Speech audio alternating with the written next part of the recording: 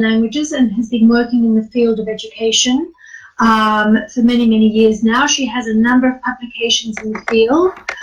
She has recently worked with a large team of educators who developed a framework and online resources in support of a successful start to the school year in 2021.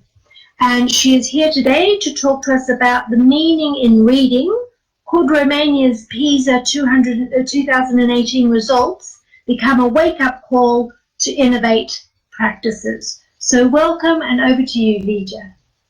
Thank you.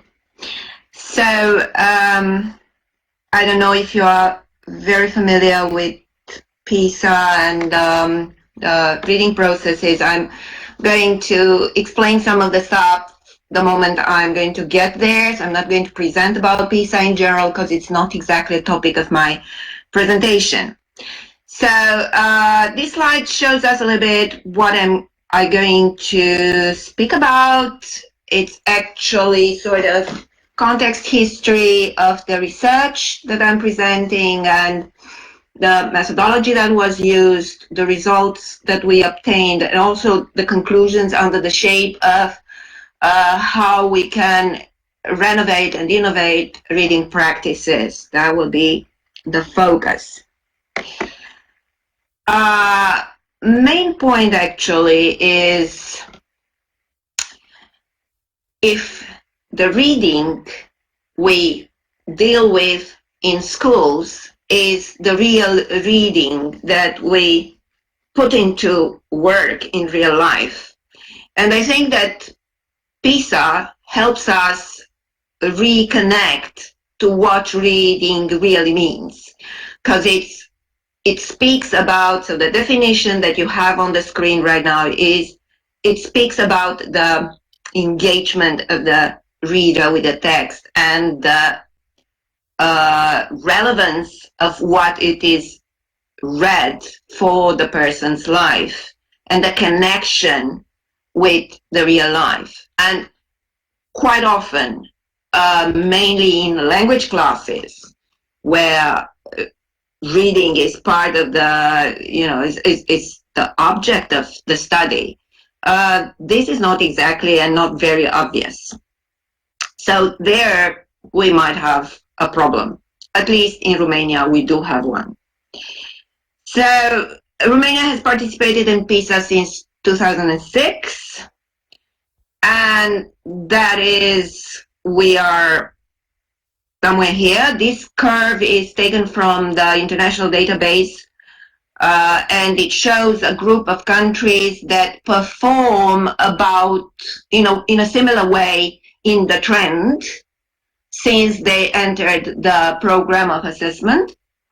And as you can see, if we look at 2006 to 2018, the curve is slightly up, then it flattens, and it really goes a little bit down. So we can legitimately say that there is a constant trend in reading performance in the past 12 years since we participated in the PISA study.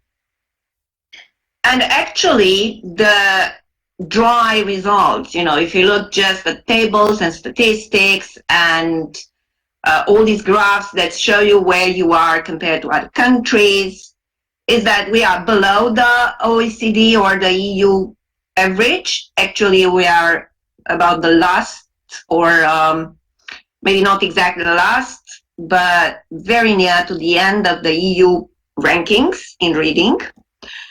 And what is really serious is that about 40% of the students, and mind you, we speak here of representative samples, so these results are representative for the whole population.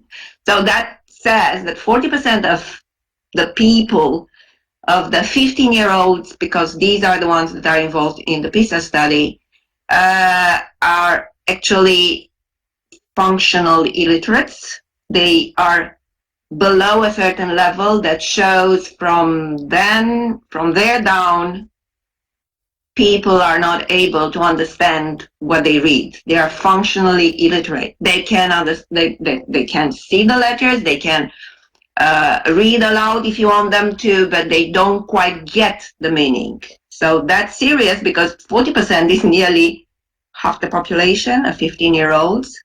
Tough stuff. And only 2-3% are actually high achievers. That is levels 5 and 6 that deal with, reflective readers, readers that can really interpret what they read, and they can infer below and beyond what the text says at the first sight. Now, another thing that is important, I think, for us is that a comparison with participant countries that belong to the neighborhood, that is, we are surrounded by countries that were previously in the communist bloc, they all score better. And you can see here in this graph, the left side part of the graph shows those who are under level 2, so the functionally illiterate students. And the right side of the graph shows those who are high achievers. And the comparison is between 2009 and 2018. Gray is 2009, red is 2018. Our figures for functional illiterate are about the same. So you can see they approach 50%. It's only Moldova that goes higher than us in this negative record. And Bulgaria is doing better in recent times. When it comes to high achievers, we go a little bit higher than before, but we still are pretty low compared to other nations. Now, of course, this is what makes the scandal.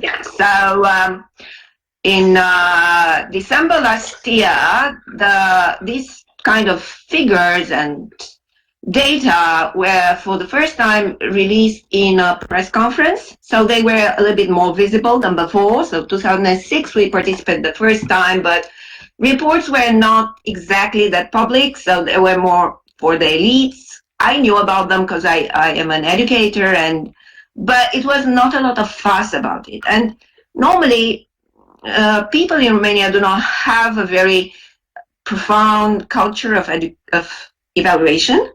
So objectivity about evaluation is not at a higher standard, So these results were never, at the very core of a discussion until this press conference. That was sort of a bombshell, mainly because it was taken by the media and transformed, the way media transforms items of news.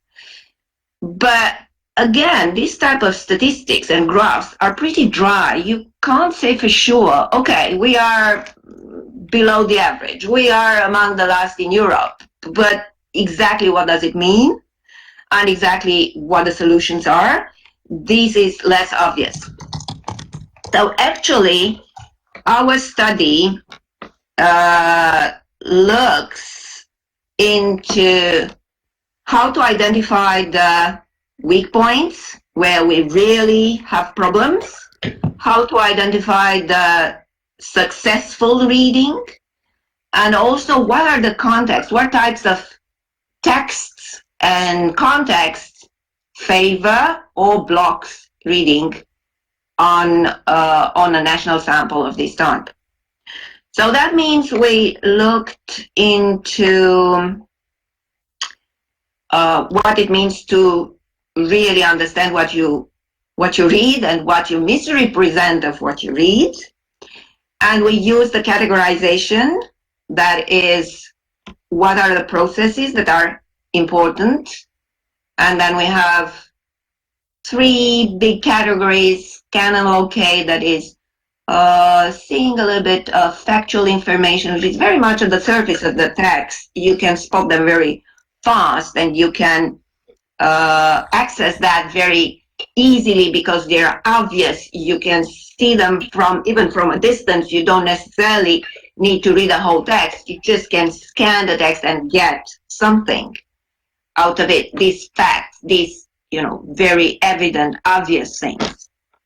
And then we can start exploring the text a little bit more in depth, and we have the literal representation, that is, for the reader, is starting to make sense, real sense of what the text says. And that means you're able to paraphrase it, you're able to explain what it is about. You are not yet showing that you start interpreting, but you can get the meaning. And that's a process where Romanian students do not deal very well, and we'll see right away in the graph. And then we have inference levels, so deeper into understanding, and of course the reflection. Right, so here are some very specific and specific findings. Each bar in the graph shows a question in the units, in the PISA units that were used in the 2018 evaluation. And what I can actually focus on is the best performances. That is these bars where we are above 90%, and the lowest. That means these type of questions, all of them focus on scan and locate. But these types of questions here are easier for our students. Whereas these types of questions at the right end of the graph are the most difficult ones, even though this process of reading is the same, and it is scan and locate, which is, the really superficial approach to reading. It's the simplest, let's say, reading comprehension we may start to work with on a text. And most of the times in this analysis, we just looked into the highest performance and the lowest performance and just pointed to the categories of questions and of contexts of reading that are very easy for our students or most problematic. Right. Another process, represent literal meaning. As you can see, this is a very strange curve.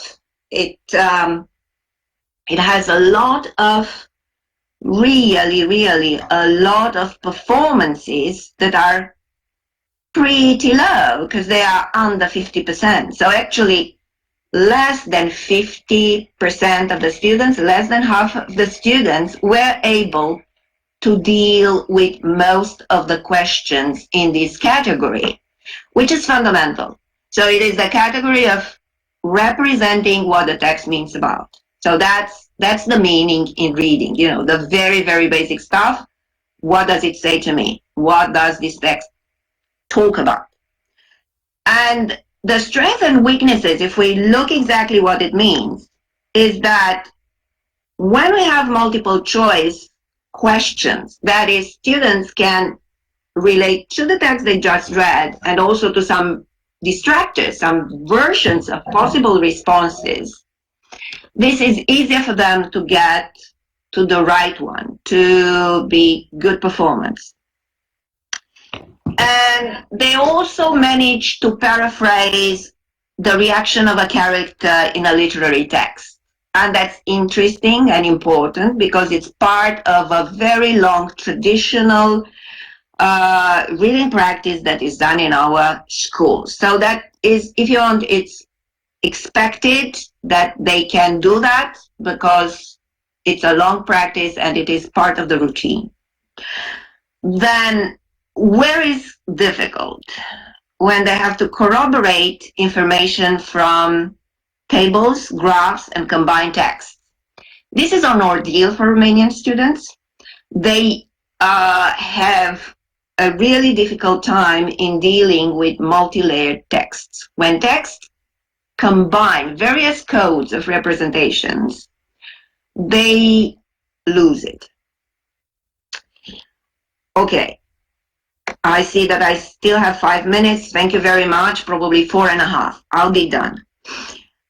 This is a process which is slightly more complicated than the literal representation, the one that we had before, but it's still under the same broad category of understanding in the PISA categories, under the PISA categories of reading. And here it's about inferences. And we can see that, again, the multiple choice helps them. They have scores higher than 80%. And in the lower part of the graph, we see where they score less, and it is filling in a table, making some route on a map, and again, inferences on complex texts, and mainly combining table with numbers and verbal text, and also some icons. That is the ordeal. What happens when we have, very complex processes of understanding, reading comprehension, which is a reflection on content and form? Well, on the one hand, we have some acceptable results. Anyway, about 75% of them can score, and it is again in the multiple choice categories of questions. And we also record here the lowest possible score we got so far.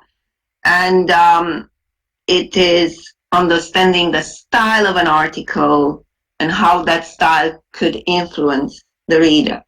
That's really important for how you deal with various information texts, and mainly when you scan online information and when you deal with the credibility of sources and so on. So this is really serious. The fact that it is such a small portion of the sample, of the national sample, that can do that. Right, so the conclusion is that we could identify the strong points and the weak points, and we can capitalize actually on the strong points to support going a little bit higher into the processes or the types of texts that are the ordeal part for the Romanian readers, young readers. And for sure, in practicing reading, the tasks that rely on multiple choice will help them, because the national sample shows us that these are the highest scores.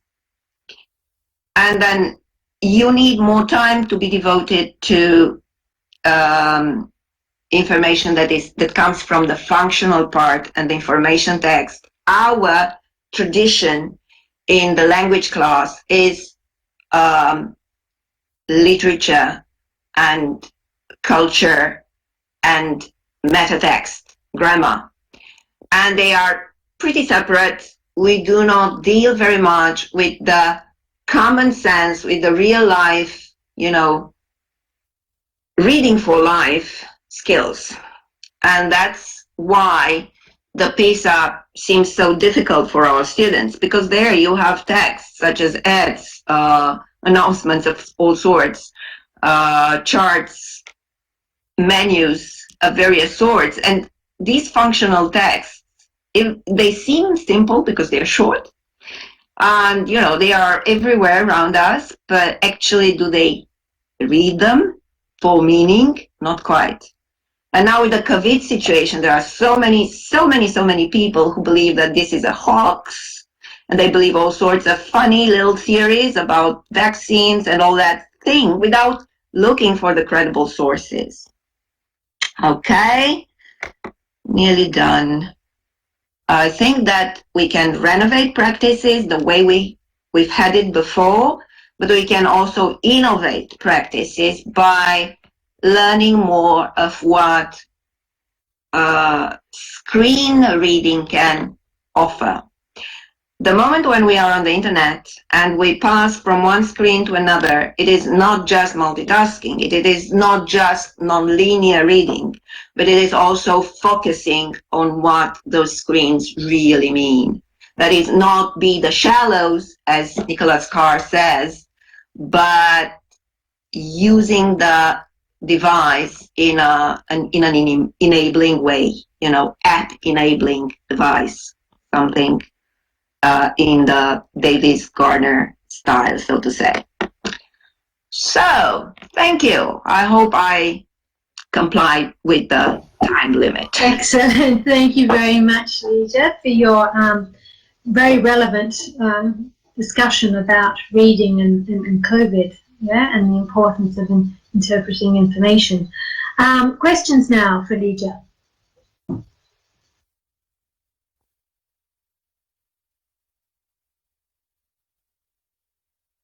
I have one question for you, if that's okay. I'm very happy. So this is reasonably recent, this research, I understand. Is that correct? Yeah.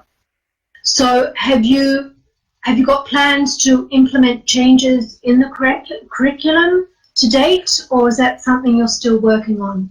Well, actually, there is a bit that I wrote in the paper, but I haven't presented here, is that the curriculum as such is not the culprit. After the press conference, it was a scandal because we had just switched an older curriculum to a newer version, and that was a little bit innovative, and many people were against it.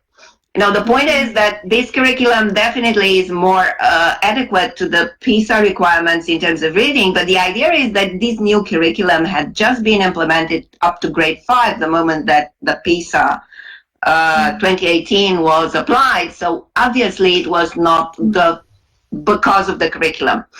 So for the moment, it is not the curriculum that is the culprit. We know that the practices are the problem. So that's exactly the point. So that's, as I say, it's a gap between the official curriculum and the effective curriculum, the curriculum that is taught, and also the resource curriculum. If we think of the Hawthorne categories, the idea that the textbooks and anthologies and all sorts of materials that we do possess still focus very much on meta text and not so very much on reading comprehension, mainly at the higher level, starting with secondary education. So you have a little bit more reading comprehension, primary levels, and less as you move on higher on, because you say, well, they should now be, look a little bit into the genres and a deeper focus on literature and culture, and also more sophisticated grammar and syntax discussions, but reading comprehension is less focused into the class. So that's a problem, mainly when you come to this new type of reading that comes on the screen towards you.